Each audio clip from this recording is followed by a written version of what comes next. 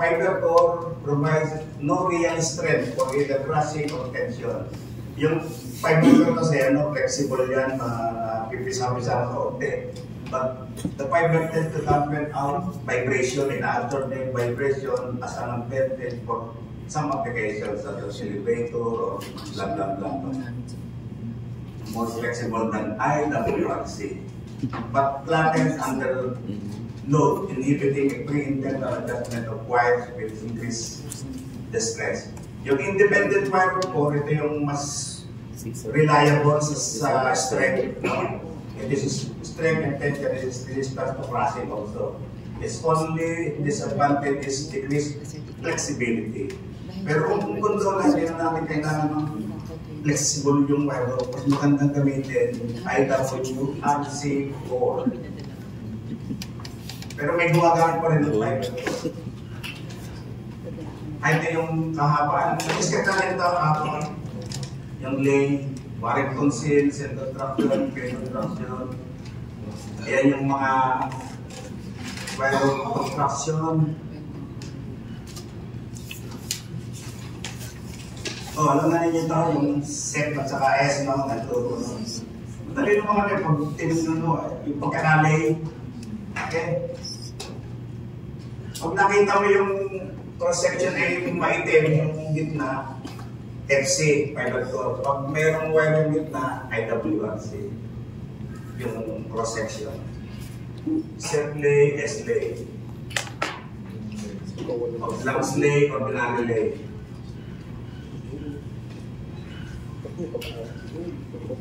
So ito yung grade ng ordinary wire core, natin ito. Kita natin. Okay. Doon as component and parts. Kung pumunta kayo sa site, usually iba-iba lang yung set, pero ito yung basic. Una, top rail. Usually wetness, yung pinakang nasa likod, may mid-rail, stirrup, yung kapitan, toe board, non-skid surface, usually aluminum material checker. And then, ang mahalaga dito yung bumper roller. Yan yung dumatay sa pader. At pangalang indicator na sa ilalim, meron yung limit switch sa ilalim. Okay? Ito yung mga parts pa ng iba. Ito, ang kita dito, yung pinakang nag-ahawak. Ito yung nag-ahawak sa gondola natin. Minsan naka-fix, pero minsan may mga gondola na may release sa taas. May release, gumagana. Kung tumatakbo yung pinakang structure na hawakan ng gondola. Natin yan yung mga safety device, safety lock.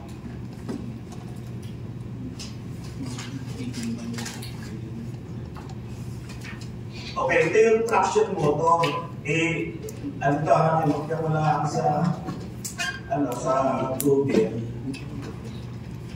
Hindi ko masyadong ito po yung traction motor. Ang traction motor actually, dalawang wire yung dumadaan dyan.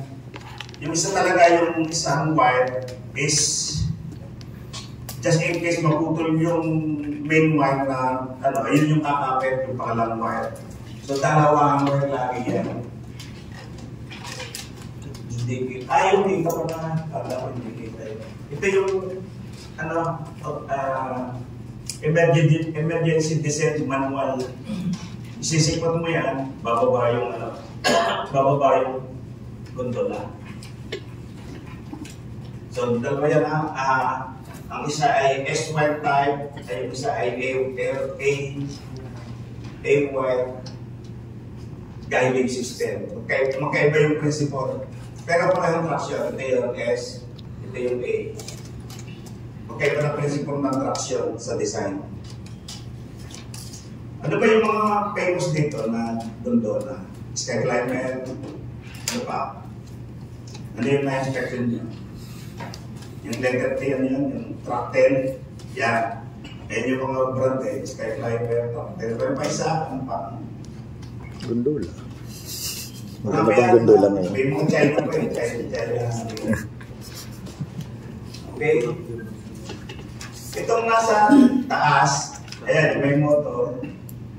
Ayan, yung safety device roller, pag nasa dito sa taas, titigil ng pag-traction yung motor natin.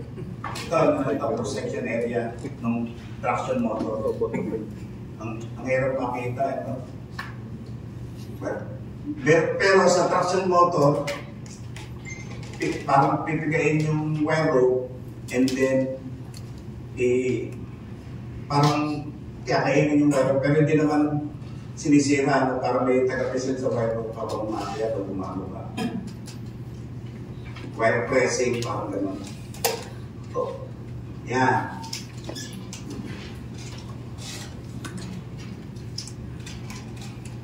So, ang principle dito pareho ng principle ng chain block, ang kailangan dito, mas malakas yung friction. Mas malakas ang friction, mas malakas ang traction. Kaya tinawag na traction motors. Okay? So, ano yan? Parang exploded type. Ito yung mga control panel, mga emergency device, safety device. Hindi yan nakita yung PLC ito. Actually, control panel PLC. Hindi kita yung mercury. Parang ito. Ito yung mercury switch. Yan. Actually, yung sanay automatic leveling. Meron mga gondola na pang chimney. Alam niyo yung chimney, yung pagkataan. Yan, medyo curve. At iba yung yung system ng nila, ng traction. Makita niyo yung natalawakan natin yung dalawang wire. Dalawa din pa gano'n. Masala yung isa, dalawakan natin yung wire. And then ito yung roller, pang-curve. Ito naka-curve kasi ang in-inspection or pinipinturahan yata yung wheel. Kaya naka-curve.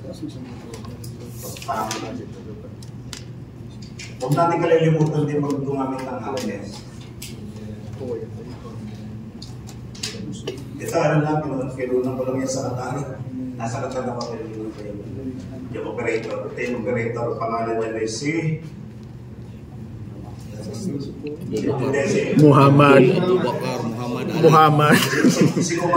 Muhammad Kumar.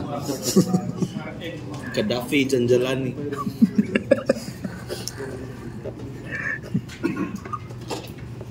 Patay na si Gaddafi Janjalani. Patay na to. Nadala to sa sa yung gondola nilolog test din. Actually, pag ang gondola ay in-install, unang installation, nilolog test. Ang pang-load test din yan, mga sandbag. Ang usually minsan yung supot ng simento. Sandbag. Supot ng simento, pinapababa yung gondola, lalagyan. So, 125% overload. Ililip mo ng 5 minutes and then i-observe mo kung yung traction ay nag-hold ng brake. Pangalawa, pag ang gondola hindi din pwedeng yan.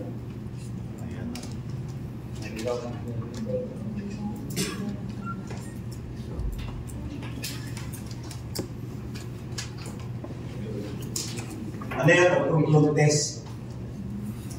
Actually, hindi na SWN yung gondola laging proof test pag nililipat. Pero pag hindi naman nililipat yung gondola, SWN test na lang. SWN test. And then, pagka na-testing mo, kung papalik ka sa taas, titignan mo yung structure, yung supporting structure sa taas. Maraming klase ng gondola, meron dyan yung hydraulic type na supporting structure, yung mabago. Parang articulating boom, tataas na gano'n, may hawak ng gondola, bago gano'n sa labas ng building, bababa yung articulating boom yung nag-ahawak. And then yung articulating boom, may release, halimbawa, tapos na doon sa isang gano'n, dalawa sa susunod, tatakbo yung pagana. May nag-training pa dito ng gondola operator. sa Tesla. So hindi ba kayo yung nag-training sa amin noong 2014? Yung talagang bibong-bibong talaga. So may nag-training yung sa amin noong 2014. Hmm? Gondola. 2014. Okay. Oo. Ngayon, nung tines namin yung gondola, di ba may arrow up and down? Pag i-press namin yung down, aakyat siya. Baligtad yung Baliktad. Yes, sir. So, Parang pulley siguro. Pag ganyan ito, tumakan. yung ano ba yun? Yung ginagawang ano dito sa may... Hindi baliktad yung switch, yung arrow yung Parang baliktad. ginagawang... Pulley. Kay pulley, ang works ang pulley. Yan, ang maging opposite. Butungon mo pa na. Bumasaka niya. Paglalagyan ng mga... Kung ipa-release mo, ano, manaog na. Nakita namin yung maliliit na.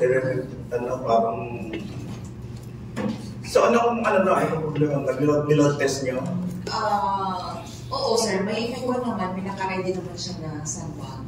Tapos binasakay lang kami, pero ayaw namin naman. Hindi ko nire-require yung mga inspector na sasakay doon at akyat pataas. Hindi. Madaling inspeksyonin yung yung wire rope niya. Kahit hindi umakyat, madaling inspeksyonin, pataasin mo bago gano'n doon sa bago madaling inspeksyonin, naka-spool lang yun. Pero sa mga gondola, hindi yan kalawang yun usually naka-galvanize yan. Sir, ang question ko lang is, ano ba ang tawag natin sa mga nagtatrabaho sa buildings na ang gamit ay may rope lang? Yung ganito? Rope access. Ano yan sa building maintenance? Yes, sir. Anong tawag natin doon, sir? Rope access. Rope access. Rope access. Mga rope access sa personnel yan. Pero may may required training. Irata from Singapore. Hours of work. And then after that, siguro after 2 years, training mo yan. Yung mga rope access. Yes, sir. Kasi dito sa atin, sir, marami wala na. tayong standards sa ganyan. Wala. Yes, Wala. And nakikita naman natin yung mga nagtatrabaho na ganyan yung ginagamit nila. And wala tayong basis na. Irata na. Irata certified dapat ito training magano. yan sa... Irata, sir. Irata from Singapore. Sa international, may nagbibigay dito. Wala. Wala. Nagpo-provide. Singapore ka pa magti-train. Sa Singapore ang pinakamalapit ang alam ko sa Qatar may nagbibigay din pero masyado na malayo. Singapore malapit na malapit. Ano yan? Rope access. Mahal din yung training. Yun. Ang training niya talaga rigorous at saka actual. At saka may medical examination din. Kailangan ng medical examination. Otherwise, kung bumagsak ka sa medical examination, di ka na magpupusin. Parang gano'n. Minimation din yung body mo. So, dito sa Pilipinas, hindi ko alam yung mga training institution na nagpo-provide. Wala, sir. Ang pag-practice standards na. So, yun siguro yung... Kami may mga pinati-training sa aming kumpanya, Biloxi, pero sa Qatar sila nagtitraining ang mahal pala. Siguro pag let's say, dadaan kayo doon, hindi ko alam kung anong bibigay nyo, tatanungin nyo sa kanila, kung may kita kayo. Alam naman natin yung basic na safety, but kung the process na ginagamit nila yung rope access, wala talaga tayong standards sa atin sa yellow book. Anyhow, kung wala tayong standard, medyo kumapit muna tayo sa international standard, yung ASME B120 at saka itong ASME A18.1, doon muna tayo kumapit. Ngayon, kung PWC, pwede kayo mag-initiate ng to formulate the standard. Pwede din ako makatulong, bigyan ko kayo ng British standard regarding that, or pwedeng kopyahin na lang natin, or i-improve, or tailor-made. Yes. Sir, Pwede ako makatulong sa inyo. Kailangan namin ng reference. Pwede ako makatulong sa inyo.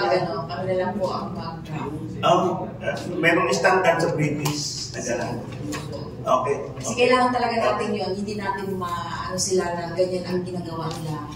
Hindi natin pwede sabihin na bawal yun. Kasi business talaga yan. Abroad business talaga yan. Yan ang ginagawa nila. Yun lang, tayo ang kulang. Wala tayong standard. So, kami naman po ay may mga kasamahan ko naman ako, hindi naman kami mag-draft. Ang problema lang namin is wala kami reference. Sige, i-take note ko yan bago bibigyan ko ng mga standard si kilala mo si Connie. Yes po. Ayun, bigyan ko na. And then, siguro, yan ka na lang. So, ito yung bigay ni Robert na pa tingnan sa inyo, verify kung paano natin gawa ng matansa. Thank you. Any question? Ikaw naman, wala mo ba? Yung, yun eh. Sir, tanong mo lang sir, kasi sa construction site, kung minsan, merong mga gumagamit dun sa amin ng gondola. Pwede po bang humingi ng ideas when it comes to visual siguro inspection ng structural integrity ng ng frame ng gondola dun sa taas? Anong usually na babantayan natin as inspector? In general lang po, kasi technical know-how wala talaga eh. So, aside from load test. Okay. Ano yan eh, ang gondola, palagay ko wala man ako nakikita yung tawag dito, housemaid na gondola na kinonstruct, improvise. Wala pa ako nakikita yun. Usually ang gondola with a combination of steel at saka aluminum channel na and then yan, dumaan yan sa quality process na can resist yung mga bending stress, tensile stress every parts ng gondola. Pag mga improvise, huwag natin i-certify. Halimbawa, improvise, ginawa lang sa saan. Huwag natin i-certify yun na as gamitin ng gondola. No?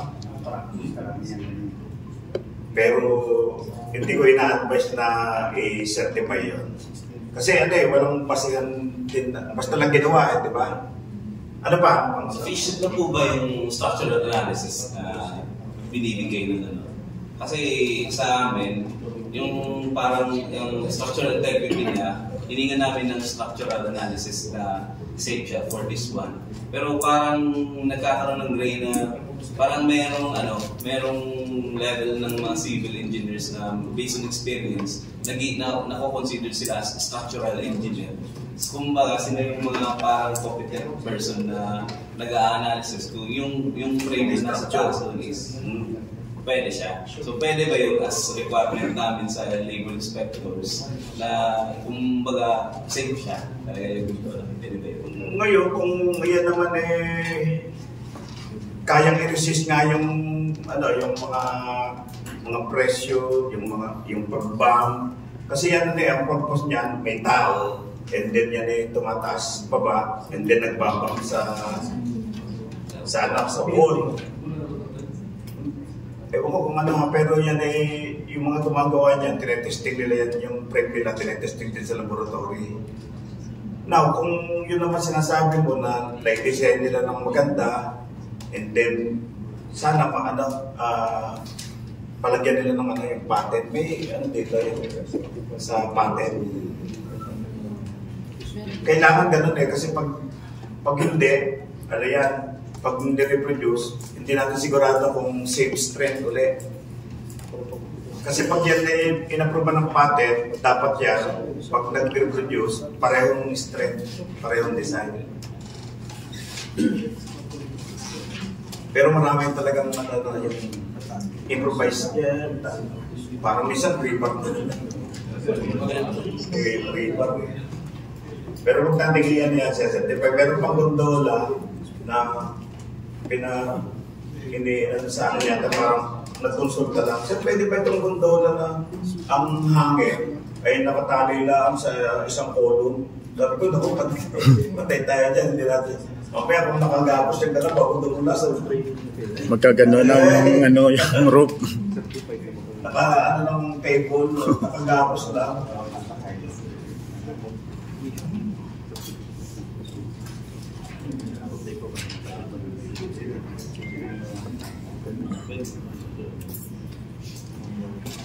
Pero madali lang madali lang mag-inspection ng doon lang. Hindi masyadong kaya na pamilaya ng trailer po. Hello.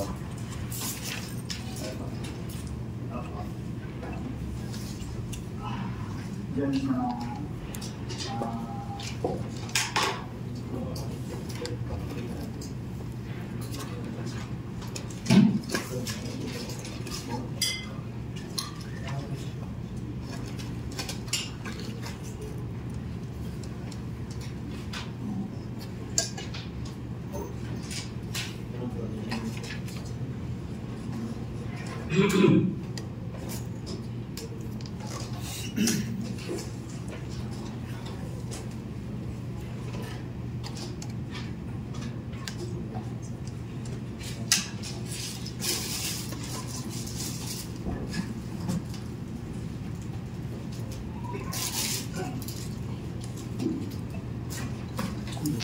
Yan si Leonard.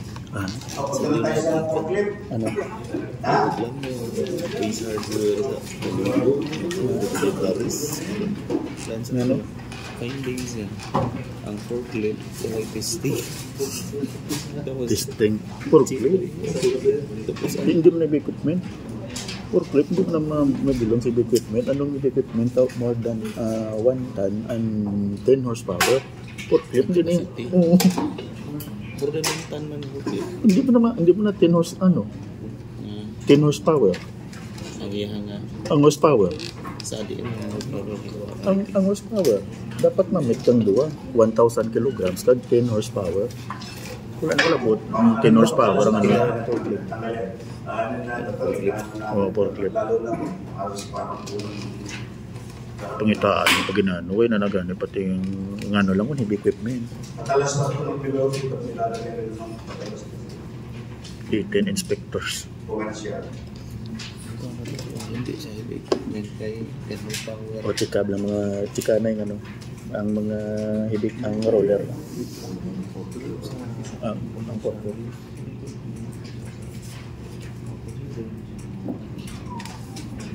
Wala na kalabot 10 horsepower. Huwag natin puputasan namin pero marami kami na... Hindi niya kalabot 10 horsepower. Yung kalabot sa 1,000 Yung ano, kalabot 10 horsepower. Hindi sa consider kasi bibig niya.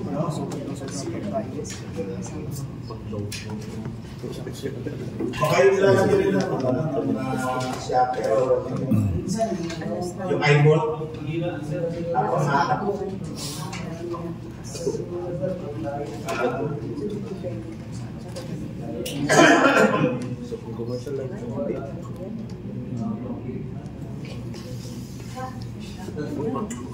Ito pa nakakita kayo Missile. Sabog na yan, sabog. Kayo na lang mag-inspection niya. Rocket. Mapapansin niya na itong forklift truck, may slot din no? So, may slot. Harap man sa OS na ni-required ka lang is heavy equipment. Ang heavy equipment dapat na compliant na yung duwa ka nga more than 1,000 kilograms or 1 ton. May tabas. But more than 10 horsepower Tumawa na po ito. para ma-consider siyang heavy equipment.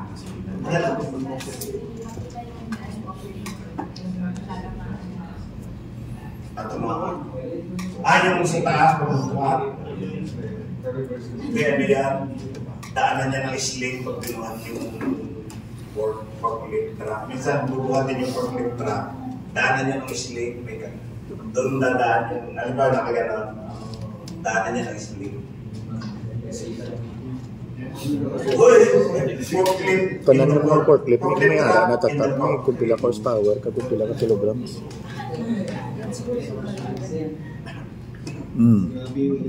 Pag malaki na.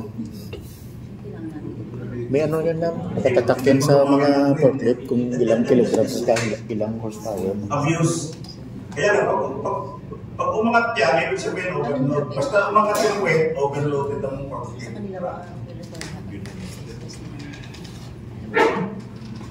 Yung sa forklift truck operators must attend Ano, training, sa mga blah, blah, blah. Anyway, ano yan? Mga... Oh. Okay. Oh, ini question. Isa na sa pero Nang sa loob lang ng mga... mamaya pero may pakita akong video. Mamaya na yun. Thank you. Thank you very much.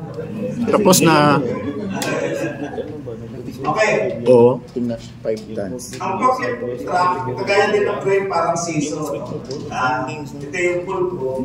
Same load. Ito ang crane.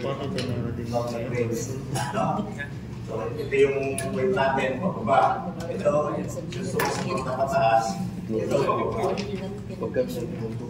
counterbalance. Ang tawag dyan is front-loading counterbalance forklift truck. Meron kasing side-loading forklift truck.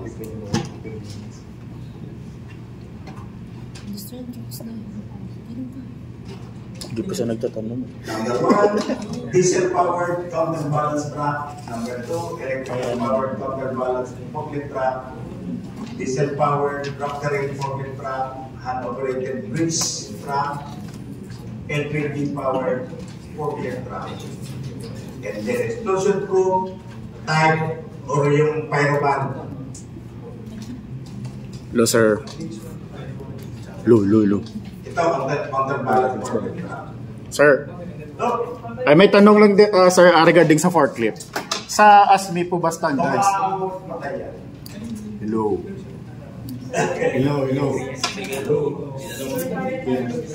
Sigaw.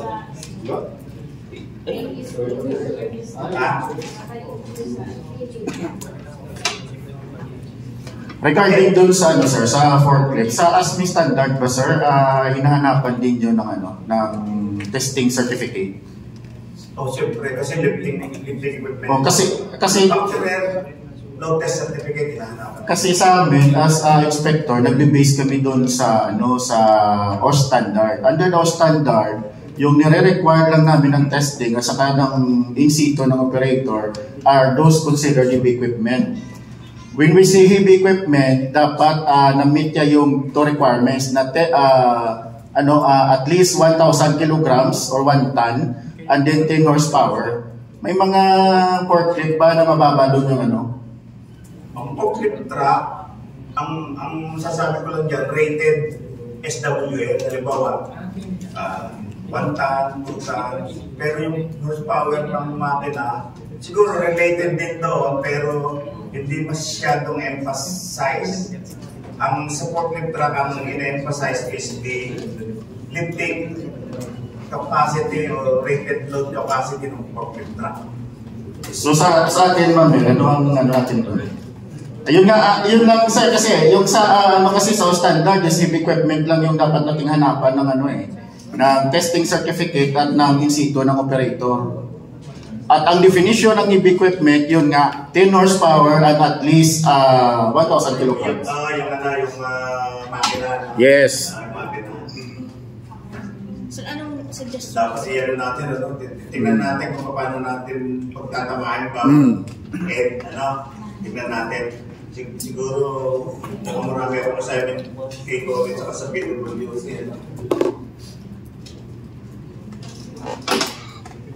So, ito yung counterbalance front loading. Ito, electric type. Electric type pang loob sa mga warehouse. At saka yung mga forklift truck na yan, may seatbelt. No? Although mabagal yan, hanggang 20 kilometers yung maximum. Electric? May seatbelt yan kasi pag nabuha lang Electric powered. Dapat nasa loob pa rin yung operator. Wala pa tayo nga dito. Walang seatbelt yan. Baka meron na sa ibang bansa. Nalalagyan siya doon sa pavement, dadagan na pa uli ng forklift truck, pedal. So dapat dyan, kung malimbawa, nag-ooperate ka, lumiko ka, then mabubuhan, huwag kang lalabas sa loob. Ang safest place sa forklift truck, mabubuhan. Pag wala ka kayong timing, topic naman po. Kaya itutuon mo yung mo As of now, silent pa. Hindi pa makagano. Pag di pa lang din open kay sir. Naiyan ako na. para mabunggo Ito yung ano, sa heavy equipment. Hindi pa gita hindi pa. rock terrain. Basta wala siya nakalabotin o sa Telescopic forklift truck. 1,000 kilograms, hindi pa sa heavy equipment. Support. Ang standard nito, hindi mo magkakamali, as elevated, 56.6. Yung ordinary forklift truck, as elevated, May electric power, it's like na forklift. telehandler, rock terrain. Ito yung reach, humahaba yung forklift truck, ay yung fork niya, umusot na gano'n. Hindi yung mismo equipment. Electric type ito, ang ito. Ito reach, forklift truck din. Ito naman, LPG, counterbalance forklift truck. Ito yung explosion proof forklift truck. Pyroban, certified. Siyempre, ang minano yung mga LPG at saka mga explosive material. Really objective lang lang po nila. Oo naman. Grabe ito. Ay, ito sa katas. Stability, So, next topic tayo. Okay. The chance of dying in a forklift accident is greater than the chance of living. 68%. Of employees involved in the forklift. 68% of employees involved in forklift accident is going to die. Do not let this happen to you. Mamaya may pakita ko maraming video. I-link na naman natin. Okay. Okay na sa? Ang forklift truck, pwede natin lagyan ng basket provided you will design a secure type basket na may lock. So provide only one seat. It is forbidden to carry passenger. Monthly basket Tapos will be may used if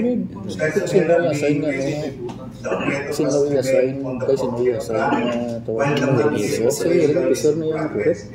Dito yung nato ibutang na tubig lusidog ang equipment ang unfortunately ang inspection does not meet the requirements, so hindi sa so no need to require some security officer niya yan.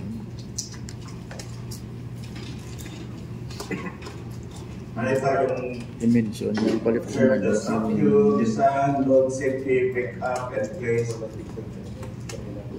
Makorek niya sa'yo. Maraming kailangan expertise using forklift trucks.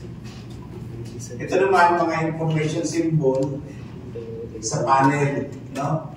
Yan yung number 1, yung fuel, empty, air pressure, engine pressure. Ito yan, lahat yan ng mga symbol. Dapat alam yan ng operator kung paano yung price o paano yung handle o paano mag-respond. Okay. Ito naman yung mga forklift attachment. Ito, sasabihin sa inyo. Hindi na lang ang forklift truck pwedeng lagyan ito. Sa nameplate ng forklift truck, nakalagay yan na mababasa nyo forklift truck plus attachment. Pero pag walang nakalagay na sa nameplate na plus attachment, hindi nyo pwedeng gamitan ito. May forklift truck talaga na may naka-specified with attachment na pwedeng lagyan. Pero hindi lahat ng forklift truck pwedeng lagyan ng attachment. Pinakikita ko sa inyo iba't ibang attachment. Merong manipulator, merong extension, may basket, merong bucket, at saka ito, extension din ng forklift ng port as a drum handler. So, pag attachment nakalagay na doon sa nameplate with attachment, pwede ito, pwede gumagalagyan na. So, hindi lahat ng forklift.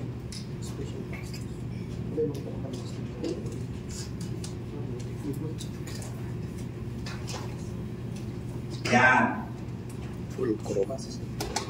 So ito yung imagine yung forklift truck natin, ito yung front wheel, ito yung pinakang fork, ito yung weight, ito yung front wheel. Yan, ganun yung forklift truck. So pag nag-overload yan, aangat yung pitan. Yan. The front wheel act as a full group of 5 point. The weight of the load. Grabe, ginapungkuan. Nagala mo ng weight. Of the truck. Amo ng bughat. Ang weight ang ginapungkuan sa driver mo ng pang-counterweight. Para mag-balance to. The further the weight, habang lumalabas yung weight doon sa support, inilalayo, then the less stable is the forklift truck. If the load is too heavy or too far forward on the forklift truck, it will tip forward.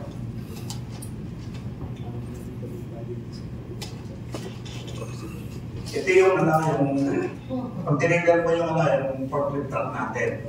Ito yung port, ito yung dalawang wheel nasa unahan, ito yung steering wheel sa likod. Yung triangle na yan, yung triangle na yan, dapat yung center of gravity ng wheel para kasama yung load, dapat pasok dyan, ibig sabihin stable yung forklift truck mo. Pag ang center of gravity lumabas dyan sa triangle, unstable yung forklift truck. Center of gravity ng wheel system.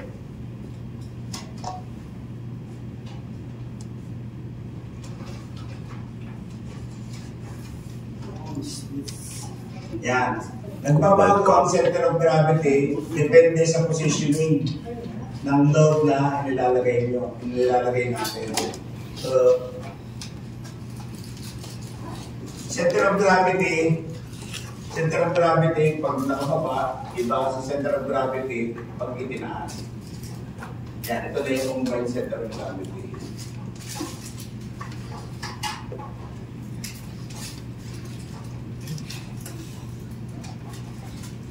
The center of gravity will be affected by other factors such as size, shape, and position of the load. Kung nasaan. Then the height of which the load is lifted. The forward tip on the mass. Ang pinaka-mass na sinasabi dyan ito, hydraulic system din.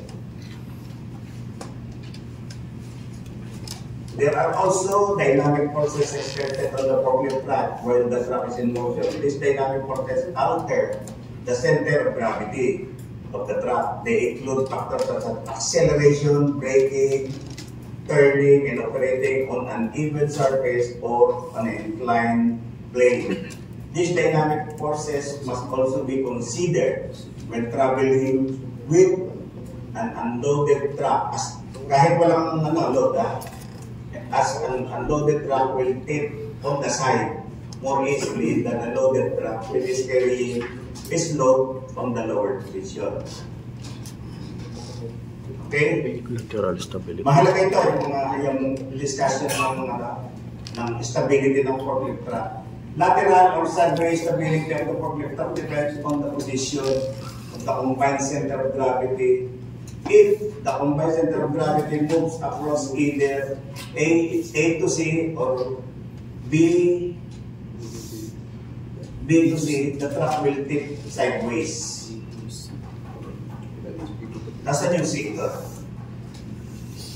Ito yung B to C, ito yung sideways. Or A to C, Ghost C. sideways. Ito yung center of gravity. Ibig sabihin, habang mag-move ang forklift truck, nag-iiba yung center of gravity, depende sa speed. Okay? So, pero hindi yan nare-realize ng operator, actually. So, but in theory, by the law, yung physics, ganun yung nangyayari sa forklift truck. Pero hindi yan nare-realize ng mga operator. Dapat itinuturo din yung lateral stability or added stability.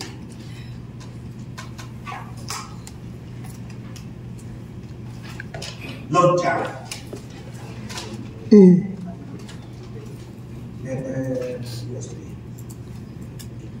Load chart ng forklift truck. Ito yung port. No?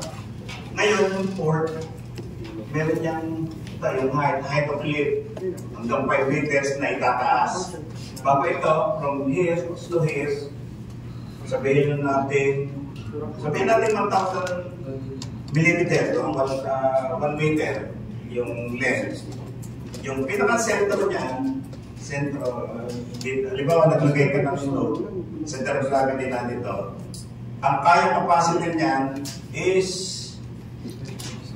pwede mo itaas hanggang 4 meters at saka pwede mo na itaas hanggang 5 meters. Now, kung ang center of gravity ng load mo pumupunta na dito, bababa na yung pwede mong erase na taas ng load. Yan, bumababa hanggang dito. Kapag inilalayo mo yung center of gravity. Okay, tingnan natin kung kung magaling tayo sa focus. Undercutting. Yung undercutting, ginagawa yan kasi bubunggo kasi itong mass. Halimbawa, tinaas mo yan, meron nakataas yan. Bubunggo ito kung nakaganan. Kaya ina-undercut yan, pag nilagay mo sa shell, nilagay mo sa shell, hindi na bubunggo. So this is the undercut. Ang undercut is 150 mm. Ito yung example. Ito yung main plate. Ang load capacity is, rated 3,600? Hindi ko mapasa. Up to 3,600 mm lift height. Rated capacity is 4,000 kg with the port, itong D, ito D, 600, no? 600. Ito yung situation. How to calculate the weight when the port have been undercut. Ang undercut on this type is 150 mm. So you take the SWL of the forklift truck and then multiply that figure by the load of load center. So yung 4,000 na maximum capacity multiply by 600. Ito, 600 mm. Ang sagot ay 2.4 million. 2.4 million, no? Yan. Kilogram. Pero ano yan, unitless. So, the load is farther away from the backrest of the port. Ito yung backrest. Backrest of the port. So, the SWL is reduced. Siyempre, yung ginanon mo, mag-reduce yung SWL, otherwise, get it off. We then divide the above figure by the load center, which is 600. Yung 600 plus 150, 750. No? So yung 150 na yun, ayun yung pinaka-undercut. Ngayon, yung total doon sa taas na 4,000 kg yung maximum capacity, multiply by 600 yung D, i-divide natin ng 750 kasi may undercut ka. Anong sagot? 3,200 kg ang safe working load. Pero ang load na ipinatong mo with the undercut of 150 is 3,005. So this Tipping. magtitip over ito, no? Dapat equal or less than 3. Nakuha nyo yung principle? Yes. Parang ano lang yan, moment equation. No? Kasi 3.5 itong load mo itong commodity mo, 3,500 with the center of gravity here. No? So, ang ano niyan, ito 1 to center of gravity, so magiging 600. No? 600. Plus 150, 600 plus 150. 750. Ito, 750. Okay? Ito na, nalamig nag-exam. Lalabas sa exam.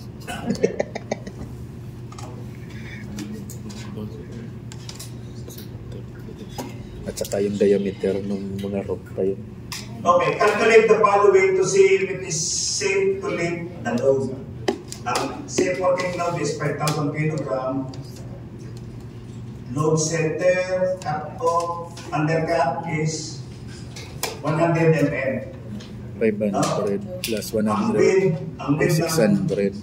ang width natin ito is 600 times 1,000 mm. So yung kalahati niyan, 500. So 500 plus 100, total na undercut. 500 times 100 pila. 500 times 600 pila. Would you live 30? or not? 3 million. Kay 600. 500 plus 100. Kasi ito 600 times 5, 3 million. 3 million divide 3 million. 3 million divide 600. Ang magiging equation natin dyan is 5,000 times 600 divided by 3 million. Isa sa ito 500. 600, no? 600. 3 million over 700. At take the safe, no? Within the... Within 5,000 sagot, 5,000 yung commodity, safe siya. Correct. Oh, bago mo ito. Ano to? Ito, bakit ito? Oh, 5 times capacity ay 6,000. 1225. Ang load center 750, 725. Ang ibig sabihin ng load center, na tinatawag, kasi mahalagang specs ito ng forklift truck 600. Ang ibig sabihin ng load center, from the roof, going hanggang doon sa center, ayun yung 600. 725 times 550. Gumalang ka 600. Ay, 6,000 gali. 6,000 Kaya times may undercut siya na 50 mm. 6,000 times 725. Now, 725 sabi tumas ang dito, 1,450. ang load Kasi center pero na gravity train so ay 725 mm. So, 6,000 Divided by 1,450 divided by 2. 725. Oo, yun yung natin yung load center.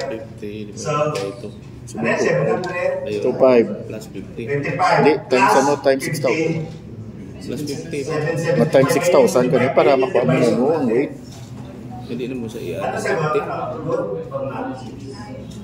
Sige lang lang, 725 times 600 lang. Ano, good to O, divide mo sa 725 plus 50. 775. 775. 775. O, 561. Wala ko hindi. 1645. Ball mo eh. Ay, 5,000